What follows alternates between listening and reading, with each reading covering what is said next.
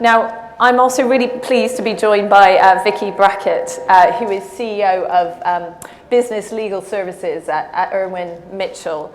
And I mean, Vicky, I know you're really passionate about the importance of regional growth, and Irwin Mitchell has a footprint around the UK. And I know you published a report a year ago as well that really looked at the UK powerhouse. What were some of your findings in that report, and how did it compare with what we've looked at today? Well, I think the main point to make is the findings were unsurprisingly very similar to the CBI report. The reason we looked at that was because we were hearing this issue coming up time and time again from our own client base, and actually us as a business just seeing the skills shortages and finding the good talent and the productivity levels in the different cities around the country.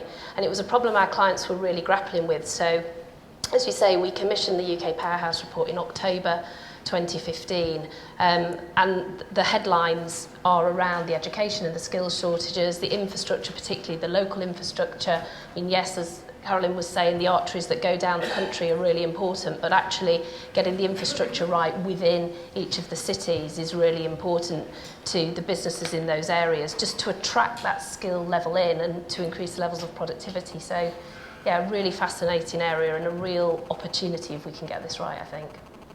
Excellent.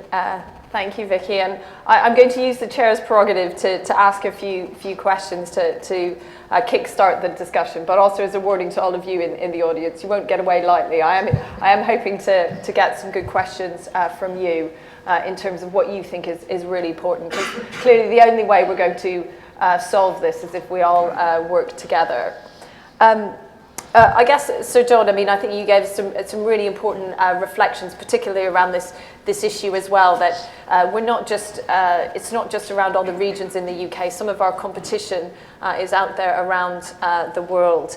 And I think you know, our report really puts an emphasis on the importance of education and lifelong skills. And I think if you look at the sort of scorecard we have here for Coventry, obviously we have some great examples of cutting edge technology, but it does look like on sort of school outcomes that Coventry is falling behind. Do you think the Midlands has the capability to sort of plug that skills gap, and how do we really kickstart that here in Coventry? It's interesting. Carolyn and I were talking about this just before the meeting started. And if you're asking me, do we have here in the Midlands some great universities, some great colleges, some great businesses, some great organizations who are trying to support young people, and not so young people in terms of skills and getting into jobs? The answer is unquestionably yes. The problem is it's not working. And therefore you've got to step back and say, what's missing here? And I think, and I've looked at this now over a number of years, it will only work when we all come together and work together in a single way. I was taken by Carolyn's statistic of 500 organizations looking to help on export. Well, if you look at careers and things like that and skills, similarly, you've got a whole myriad of different approaches, different ideas. The LEPs themselves are all starting to focus on it. I think we have to come together, collaborate together to solve the problem.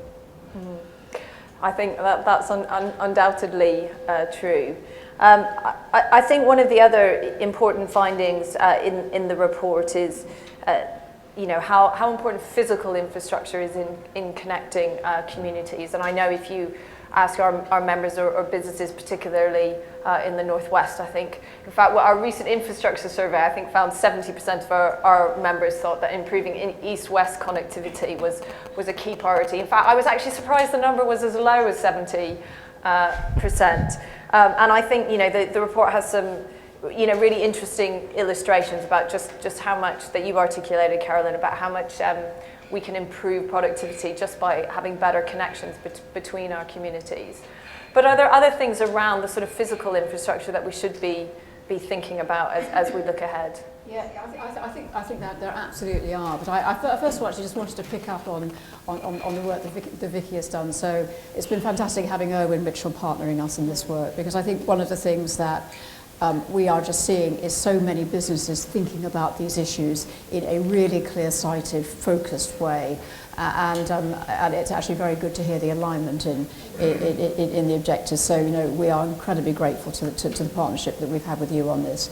I think that the infrastructure issue is coming out really loudly and really clearly, and interestingly, I think it's coming out across a lot of the Western world. There has been an underinvestment in physical infrastructure, and I think the other areas, Rain, that I would pick up, that we picked up in our report, yes, it's transport, and I think that there's focus on the smaller projects, whether it's the A303 in the southwest or the A1 from Newcastle up into Scotland. You know, I think most regions have their pet bugbears. I think what's coming through, and the lead's example I gave, I think shows it, is the reliability as much as the time. And the capacity and the comfort, and are you standing up, and the tolerance for that kind of journey. I think these are human issues, and we've got this focus on it for the first time. There's a very striking image actually on the internet which I saw the other day, which is Tokyo superimposed on the centre of the UK, and it's worth having a look because it covers most of the Midlands and quite a lot of the north, and it makes you realise that we think we have a lot of big cities. Actually, in terms of this global competition, we need to create the scale in this mobility and this ability to connect. And the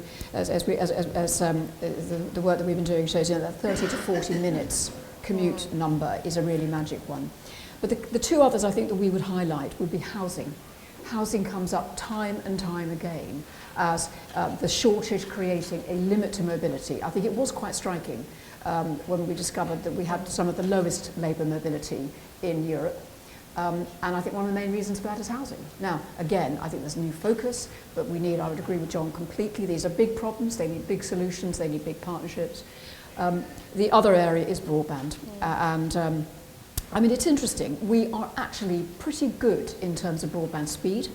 And the progress the UK has made over recent years has been good, and actually our infrastructure survey that Rain mentioned showed improvement. But again, the reliability, can you count on it working, particularly for small businesses, and that this is an issue. And again, we were very pleased to see the infrastructure investment focusing on broadband last week in the autumn statement. It was a relatively small sum, though, in terms of the scale of the challenge. And so I think there's going to be quite a lot more still to be done on that.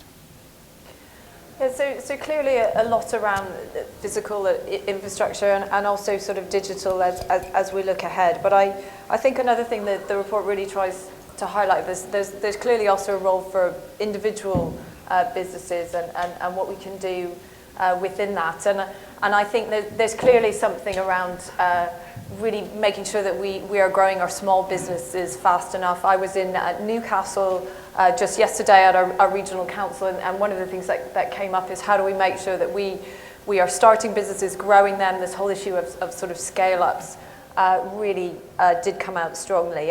And clearly there's also, I think, Carolyn, you highlighted this issue around sort of exporting and how there is still this real potential, I think, of companies that could be exporting but still aren't. I think Coventry actually is one of the outliers in terms of a great exporting, and I'm sure that's partly also because of the innovation we see here. I wonder if that's a good moment to sort of open up to the audience here. And I don't know how many of you maybe are exporters. How many people are working in an exporting business at the moment, if you're feeling brave enough to? So a few. I know I know it's not entirely businesses in the audience. I know we've got representatives from our university who export in a very different way. Maybe don't think of themselves as exporters, but very much you are. But would you have any sort of questions for our audience or reflections as to how we can what role businesses can play as well in this?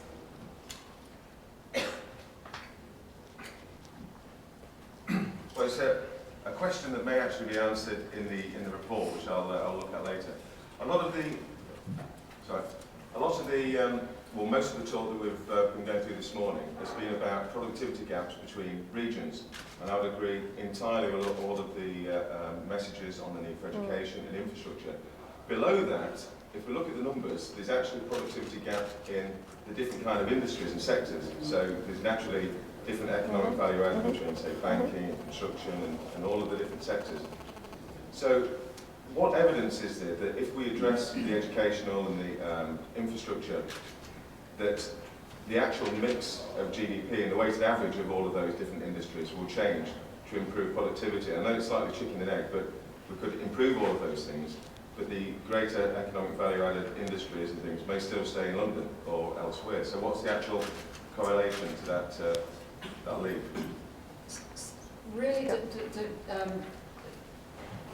really delighted to have a go at that question. There was a surprising finding from our work, which is that sector mix has less of an impact on productivity differences across the country than you might expect. We expected to find exactly what you have just described, that where you have a preponderance of high productivity industries, you might say high-end advanced manufacturing or life sciences or financial services. Actually, what you find across the UK is the sector mix across the UK is less different than you would think. And secondly, the differences in productivity in companies within a sector are greater than the differences between sectors. We were really surprised about this. Now, what this means, I think the implications are quite far-reaching. You still do need sector strategies because actually at a national level you want to be able to understand what different sectors need. But at a regional level, it means it's more about fanning the success of what you are already good at than necessarily thinking, actually, we really need to change our sector mix. There are a few exceptions, though you'll see them in the report, where actually sector mix has made a really strong plus, or it's a real negative, but they're relatively few. Quite an interesting finding. Some of our members in discussion pushed back on that, and they said, well, actually, that can't be right. But actually, if you do look at the productivity differences within a sector, they are very great, some of the greatest in Europe. And that's one of the reasons why the individual business management practices become so important in terms of bringing up the long tail of productivity in some of our, particularly our smaller companies.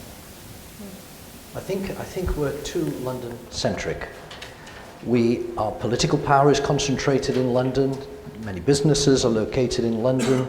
It's the tourist capital of Europe in many ways. And this is not a criticism of a great city. I think it's one of the finest cities in the world. But I think it's important, and I think Theresa May understands this, that through a regional strategy, you can rebalance the UK economy. You can deal with some of the unfairnesses that exist in our society today.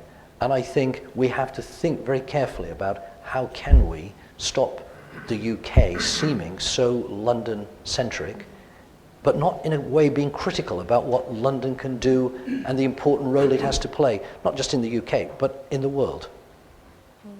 And I think that's the point that you were making about the alignment of politics and business at the moment. I just think the government is supporting us making the cities outside of London seem like a great place to be and full of opportunity. And I think that, as businesses in the area, is the job we've got to do to really build the profile of those cities, to make people want to come there. Because we know the reality is when graduates come out of university, the opportunities at the moment feel like they are south. And we need to maintain that and keep that because it's an important part of our economy. But the growth that we could achieve in the cities just by making them appear a bit more attractive and a bit more opportunistic would be really good. But as Sir John said, I think we've just got to really work together to do that. And it's down to each one of us in each of these communities. I think we have another question at the back. It's hard for me to read your KPI sheet for our chairs at the beginning and not say that this is going to keep yourself on education. So my question is, if we accept that, and I'm not saying everybody might, what are we going to do? What's going to happen? Where's the plan? Because it's all about taking a step rather than merely having something to do with what that needs you to do. It's really I think just to reflect a little bit in terms of what the report says on some recommendations around education. I mean, one of the things that we looked at was, so we have the regional school commissioners whose role it is to look at underperforming schools and to try and help them. But actually at the moment it's quite amazing, there are only 8 of those commissioners throughout the whole of England. And I think there's clearly a way we can sort of help those commissioners and think more regionally, more locally, and almost at a city level about our education outcomes and our performance. And I think another thing that really came from speaking to all our businesses and our members, and I know many in the room are involved in this, is just how can we get businesses helping and supporting the leadership within schools. I think at the CBI, we've always been very passionate about the way to get good schools is to have great teachers and great leadership within those schools, and then and set the right framework, the right focus on long-term outcomes, and then sort of step out of the way and let the schools get on with it. So I think those were some of the, I don't know if anyone else on the panel has other reflections around what we do. I mean, I would definitely add to businesses working with education. And we're seeing increasing moves, so lots of the clients we're speaking to are working in their local communities with schools around the leadership piece, the inspirational piece, to keep those 16-year-old school leavers in the locality. And certainly as a business, we've embraced the apprenticeship scheme across the country, which is giving people access to the legal profession and other services which we do in our firm, you know, which perhaps they just wouldn't have had the opportunity to do before. So I think it's just thinking slightly innovatively as a business about how we can engage better with education to keep those school leavers local, to keep, it's a way we've used to improve our skills shortage. And I know there's a case study in the report from Sky Betting and Gaming which shows another innovative way of how they've improved their skills shortage in their local community. So I think it is just thinking slightly innovatively, back to the collaborative working, to joining our ideas together on some of this. And I do think you've got a much better chance of doing that regionally. I think simply trying, and I think, again, Carolyn's words were from a desk in Whitehall, that doesn't work. It's no longer, the world isn't like that anymore. And I do think, as a country, I'm an optimist by nature, but I do think as a country, when we focus on a problem, we fix it. And if I can just pick up on that, I think it is just the number one question is how what's the action, now what happens? And I think that I draw real, the real sense of optimism around what has been achieved in London. So over the 11-year London Challenge, which has been exactly that kind of focus, London has some of the worst performing schools in the country. It's right at the bottom of the league table. And over the past 11 years, it's gone to the top. And actually, when I saw the chief executive teach first quite recently, he said the thing that surprised him most was how quickly the turnaround happened. That you think it's going to take decades. Actually, if you get leadership right, you get teachers motivated, you get kids wanting to learn. Actually, it happens in 2 or 3 years. You can turn schools around very fast and start getting really great results. So we know how to do it. We do know how to do it. And if we can take that to, you know, we have some real very challenging areas. I'm heading off to, mentioned earlier, to Blackpool. You know, our coastal towns are very challenging. But let's take those lessons. And I think business has a huge role to play. And it's part of this bigger partnership and this bigger solution. I think there's another point, I think there's another point just on the locality, that in each region it is a slightly different solution. So there is the whitewash infrastructure solution, which we need, and we need the government's support, but I think then just focusing down locally on what would work in each particular region is important as well. All right, I'm going to start collecting maybe a couple of questions. One at the back of the room there, and then we'll come to Lady in the red. Thank you. On infrastructure, turnaround is going to be slow. I'm a bit sceptical about HS2, not least because many of us might be dead or at least in a nursing home before it's effective. Hello. Could we not focus a bit more on roads and learn something from the Chinese, who, although not constrained by health and safety, planning, and, dare I say it, the European Union, managed to build roads very, very quickly? Can we not focus on that ourselves? And I might just group a couple of questions. Yeah. Laura Cohen from the British Ceramic Confederation. We welcome the fact that you mention in your report too that industrial strategy, it's important to integrate this evidence into industrial strategy, which is sector-led and place-based. We've just started embarking on that journey as well. So anything that you can do to help us provide data to support this and build on the themes would be very welcome. Thank you. Does anyone want to pick up? Yeah, just on the transport infrastructure and what we can get on with now, I couldn't agree with you more.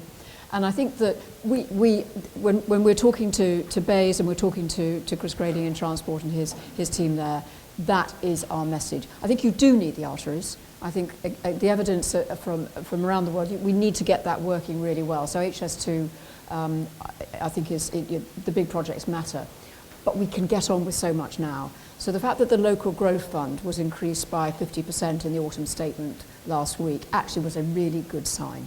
And if we can, I think one of the things that we can now do is identify these projects regionally. Make the case. I mean, the message I get from Chris Grayling is that he is himself very evidence-based. So the business case has to be there. We think our evidence base should help with that. But I do think that this is a time to say, come on, crack on. And I agree with you completely about roads. It really matters. And Carolyn, when we did our UK Powerhouse report, similar report to this, we interviewed 2,000 business owners to produce that, and that was absolutely, the local road infrastructure was far more high up the priority list than the arteries, which do need to be done, but I think absolutely that was supported from an evidence point of view. Can I pick up on the transport thing as well, please, and just comment on Midland Connect? Yes. And I have no doubts at all that regionally you need an integrated communication strategy, and I say it like that rather than just transport, because I don't want to forget broadband. I think that's very important. But at Midland Connect, we have an overall board, and Secretary of State comes to those meetings some of the time, but we have Jim O'Sullivan, who is Chief Executive of Highways England, and he comes to the meetings. And Jim tells me we have about 300 projects on the stocks ready to deploy should we want to implement those from a road point of view. And one of the things that we have to decide as a country, as a nation here, is how fast do we want to press ahead with those? Because China builds things very quickly. But the way that it goes about doing that, getting permission to do that, the planning, is very different to this country. And so there has to be a balance that's struck between speed, expediency, and sensitive to what the impact it might have on people's lives. I do think we can go more quickly, but it's not a question of our construction businesses not being able to do the work as quickly as the Chinese.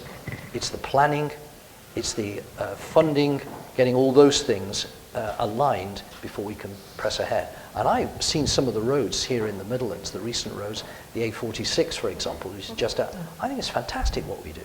We're brilliant at construction. We're absolutely amazing. And high speed too, sir, isn't just for you. It's for your children and your grandchildren. Well, I don't want my kids looking back in 50 years' time, notice I said 50 years, and saying, what were you doing? Were you asleep at the wheel? I agree. No, I agree. I agree. No, I think it's a fair point, and I think that's one of the things that sort of comes out is hopefully a lot of these aren't a sort of either or choice. And I think one of the things that the report also tried to highlight is this real issue of urban congestion. And while we need to look at better connections between our big cities, actually a lot of it is also just improving the travel times from around cities in to the centre. So I think there's some Liverpool, if you can reduce the travel times by 50%, so people who are travelling 45 minutes at the moment to get to their jobs in the centre of Liverpool to 30 minutes, you can improve their productivity by 14%. So also a big issue here in the Midlands, certainly around Leicester, Nottingham and Birmingham. All of those could see increases in their productivity by above 5%. And it's not just time, it's capacity. Yes. Exactly. That's every bit as important. And I think also to reflect on the points that sort of Laura was making about, I think absolutely this is, when this is done well, this is about bringing together a regional approach within our overall industrial strategy. And I guess reflecting earlier on the comments Carolyn was making around that sort of sectoral mix, I think what it's sort of saying is it's not that regions need to compete with each other about getting the certain best sectors to be in their region. It's really about how can we work with the businesses that are there, how can you play to your strengths, and really ensure that all businesses are becoming as productive as possible. And I think both the work we did for this project and Tara Alice from McKinsey was instrumental in that, but also on the work that the Mayfield Productivity Leadership Group has been doing about how you can improve business practices is instrumental in that. Mike, do you want to? Can we have another microphone over here? Thanks very much. It's incredibly reassuring to see the focus on international competitiveness, particularly by region, something that I think we all feel is an important aspect. And of course, the challenge on skills. And I just wondered how much consideration was given to the international mobility of skills in helping the productivity gap, particularly in the current environment that we live in. Yeah. But Rain, do you want to pick up? I can get it. Some really interesting insights Yeah. from our analysis. But then I'm very happy to pick up a few words on the policy side. So I think in the analysis we did look at, so we looked at sort of two things around migration. Is one, there is a clear link between international migration and a region's productivity. So regions that had a higher proportion of international migration also had higher productivity. Of course, some of the issues with that is figuring out which way the causality runs, because of course internationally talented people will be attracted to areas where there are great opportunities and great jobs as well. But I think the other thing we did look at was how people move within the UK. And I think a few things stood out from that is that one, people don't move around the UK as much as you might think. So in any given year, it's only 3% of your working age population that might move, which again comes to focusing on the core skills of your school leavers. And I think even within, and a lot has been made about the way that London is able to attract top talent and graduates from our many great universities around the UK, and that's undoubtedly true.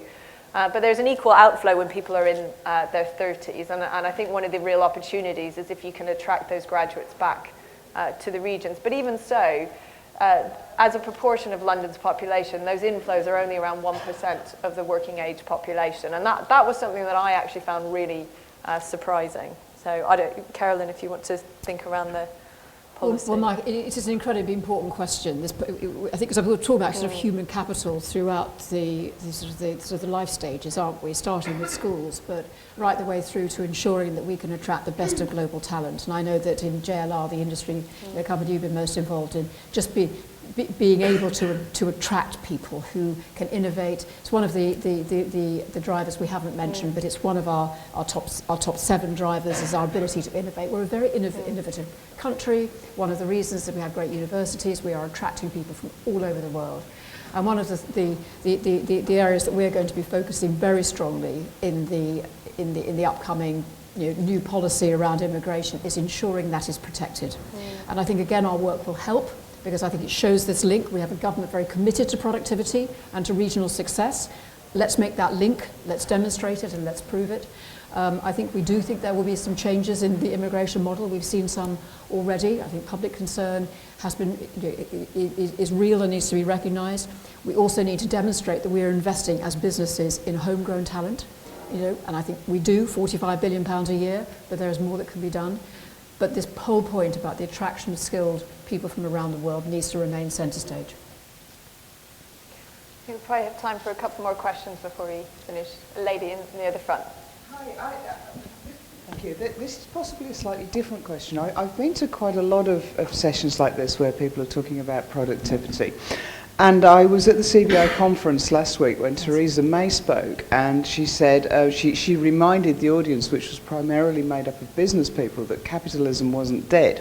And I thought that was quite interesting coming from a Conservative Prime Minister. And my question is quite simply, where do market forces come into this productivity argument? Because in my fairly simplistic mind, and this might be a question for Rain, if a sector where you have one company that is 3 times as productive as another company, why doesn't the less productive company simply go out of business? Why aren't we learning lessons from the more productive ones? And it does seem at the moment we seem to be asking questions of what can government do, and I think they're important, don't get me wrong, but surely within our own industries that we could learn more from each other than increasing the speed of broadband is probably ever going to do. And it's just, have we sort of forgotten about the market?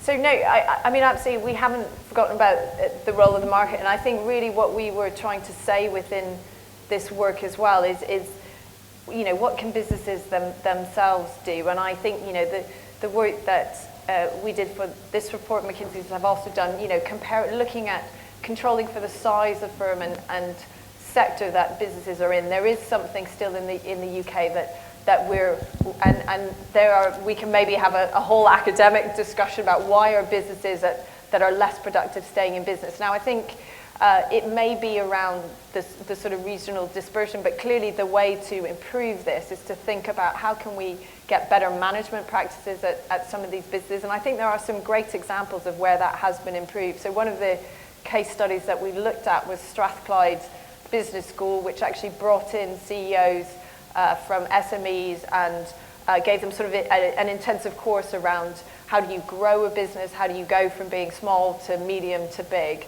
And importantly, I think creating a network of business leaders. And I think actually facilities like this are also brilliant at bringing business leaders together and accessing some of the technology. So clearly that is part of the solution. I don't know if May I make a well. comment on this? It's a very important question right now, at a time when in the United States we've just seen elected President Trump, or President-elect Trump. And here we had discussions around Brexit, and it makes you think very deeply about what's happening in our society.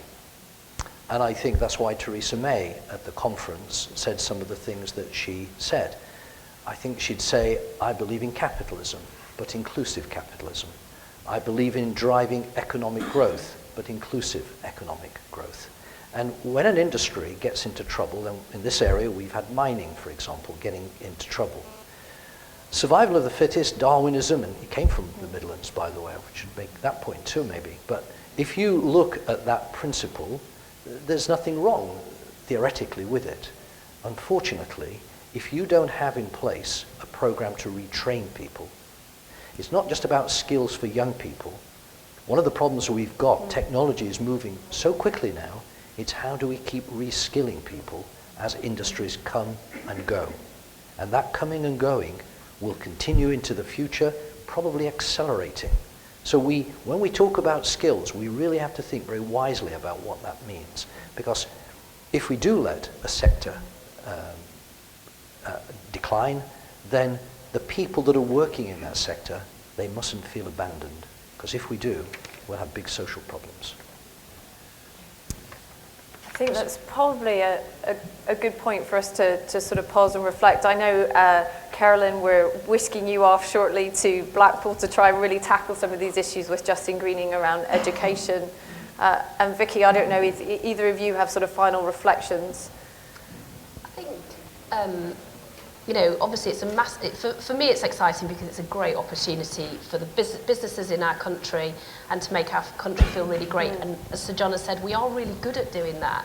I do think we have to recognise that businesses are facing, certainly my dialogues with businesses across the UK, the pace of change at the moment, with whether that's technology, the economy that's up and down, the different demographies we've got within our businesses. Businesses are being challenged constantly.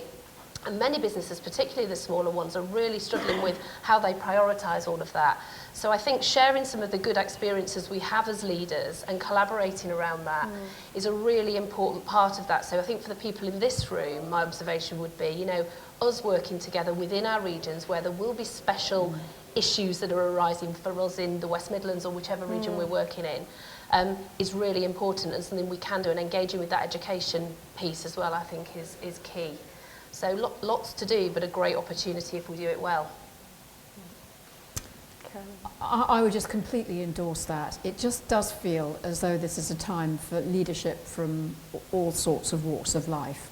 And one of the things that I feel is quite exciting about what's happening in business is that we're stepping up. And just the engagement at the regional level, just in my year at the CBI, has just grown so strongly. And just the fact, we've got a great audience here today. We've had huge interest in our report. The work that John is doing in the Midlands, happening all over the UK. This does feel like a moment. But I think it is about leadership. And I think that the point that has been made about just needing big ideas, big uniting ideas, that we know the answers to quite a lot of these problems, but they're fragmented. And this is a moment to bring things together. And I think that's the gauntlet that's being thrown down. May I? Yes. Perhaps if I could have the last word here by saying thank you saying thank you to Carolyn, to the CBI, to everyone, to Vicky for pulling together this very, very important report. I think it's an important piece of work. I'm sure it's going to be looked at very carefully by government, particularly at a time where number 10 is looking at this industrial strategy. So it's very, very timely. And I would echo entirely what Carolyn just said. We need to celebrate just what businesses do today already in helping communities, in helping support this country. And I think the CBI does it, and I'm a member of the CBI, maybe I should say that, but I do think the CBI has a very important role here in flying the flag for business and acknowledging, perhaps more loudly than we've done in the past, just how much business is doing today, but more importantly, how much more it can do in the future. So thank you. Thank you, Gary. Thank you. And I think you can hear the rattling of the tea and coffee trolley. So before I invite you all to continue the conversation down there, the other thing I'd just really emphasize is that we really do see this as what we're calling phase one. And the next phase, which will carry on throughout the course of next year, is how can we really get engaged at a regional level, at a city level, and make this a really live project. So I will just add some of my own thank yous. Thank you to Erwin Mitchell for supporting our launch here today, Sir John for joining us, and again Neil for hosting us here at the MTC. Last but not least, I must give a huge thank you to the team at the CBI, to Mia, Patrick and George, who have been working tirelessly, and the passion that they've put into this project I think has really been inspired by our members. Also to Mark and to Danny and Karen, who've been involved in organising the event today. But most importantly, a thanks to all of you, to our members, to our stakeholders. Again, it's been the passion that you have behind this important thing. As I think we've said, we failed to get this right over the last few decades in the UK. It's too important for us to get this wrong over the next one.